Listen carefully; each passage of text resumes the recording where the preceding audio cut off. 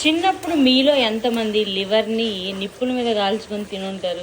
So నాకు చాలా రోజుల తర్వాత మా చెల్లి లివర్ ఫ్రై కొంచెం అలా చేసి పెడుతూ ఉంటే నాకు అనిపించింది. సో అప్పుడు నిప్పుల్లో కాల్చుకునే వాళ్ళం కదా, ఇప్పుడు నిప్పులు లేవు కాబట్టి గ్యాస్ మీద కాల్చుకొని తింటే ఎలా ఉంటుంది అని.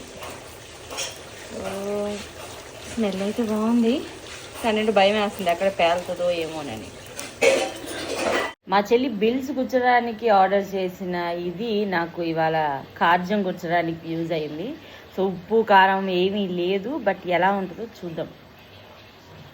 అబ్బా కాలిని